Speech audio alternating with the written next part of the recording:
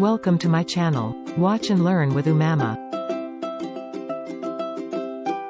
8 basic cares you should have with your newborn. Whether you are a first-time mom or not, the arrival of a baby at home not only comes with excitement, but also with some concerns and doubts from parents. We tend to see babies as very fragile beings, and we worry about doing something wrong and hurting them. That's why it's good to be prepared. Let's see the list of basic cares you should have with your baby so that everything goes well and you can be calmer. 1. Umbilical cord stump care. It is normal that after the umbilical cord has been cut by which your baby received the nutrients, it was a part known as a stump. That will gradually fall and eventually become the navel of your little one. Like the rest of your baby body, it must also be cleaned to avoid infections or bad odors. The stump usually falls off 10 or 11 days after birth. During that time clean it only with water, because, contrary to what is believed, is not advisable to apply alcohol. 2. Circumcision care. Immediately after circumcision, the tip of the penis is usually covered with gauze coated with petroleum jelly and to keep the wound from sticking to the diaper. Gently wipe the tip clean with warm water after a diaper change, then apply petroleum jelly to the tip so it doesn't stick to the diaper. Redness or irritation of the penis should heal within a few days. But if the redness or swelling increases or if pus-filled blisters form, infection may be present and you should call your baby's doctor immediately. 3. Do not bath him every day. Your baby has just arrived in the world and everything in it is completely new, so he must get used to it little by little. You should give your baby a sponge bath until the umbilical cord falls off and the navel heals completely, 1 to 4 weeks. The circumcision heals, 1 to 2 weeks. The daily baths dry your baby's skin and this can cause dermatological problems in the near future. In addition, the bath also eliminates the bacteria that are still necessary for a healthy growth. That is why you should avoid bathing it every day. It is recommended to bathe every 2 or 3 days. 4. Create sleep routines from day 1. Newborn babies have a very irregular sleep, which is why you should start creating sleep routines from day 1. Try to take him to sleep every day at the same time so that he assimilates the sleep pattern that his body should establish. Of course, at the beginning it will not be easy, but think about it this way. It is better to do it from now on, to wait and then be more sleepless nights for you. 5. Do we have to wait to cut the nails? Babies with long nails can scratch you while you nurse or consent, they can even scratch themselves. Many people believe that the baby can only have their nails cut until after 2 months of birth, but the truth is that you can do it from birth.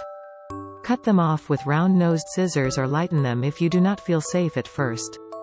6. Bonding and soothing. Bonding, probably one of the most pleasurable parts of infant care, happens during the sensitive time in the first hours and days after birth. When parents make a deep connection with their infant, physical closeness can promote an emotional connection.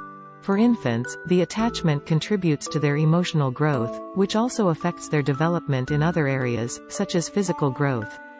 Another way to think of bonding is falling in love with your baby. Babies, especially premature babies and those with medical problems, may respond to infant massage. Certain types of massage may enhance bonding and help with infant growth and development. Babies are not as strong as adults, so massage your baby gently. Soothing. Newborns cannot self-soothe as older babies and toddlers can. But, you can employ soothing techniques that will help them fall asleep faster and stay asleep longer. Some great soothing techniques for newborns include a consistent bedtime routine, a comfortable, low-stimulation sleep environment, rocking, hushing or using white noise. Swaddling, which works well for some babies during their first few weeks, is another soothing technique first-time parents should learn. Proper swaddling keeps a baby's arms close to the body while allowing for some movement of the legs. Not only does swaddling keep a baby warm, but it seems to give most newborns a sense of security and comfort.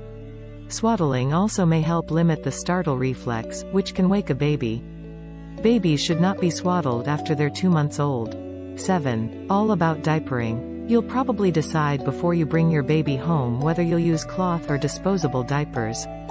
Whichever you use, your little one will dirty diapers about 10 times a day, or about 70 times a week. Before diapering your baby, make sure you have all supplies within reach so you won't have to leave your infant unattended on the changing table. After each bowel movement, or if the diaper is wet, lay your baby on his or her back and remove the dirty diaper. To prevent or heal a rash, apply ointment. Diaper rash is a common concern. Typically the rash is red and bumpy and will go away in a few days with warm baths, some diaper cream, and a little time out of the diaper.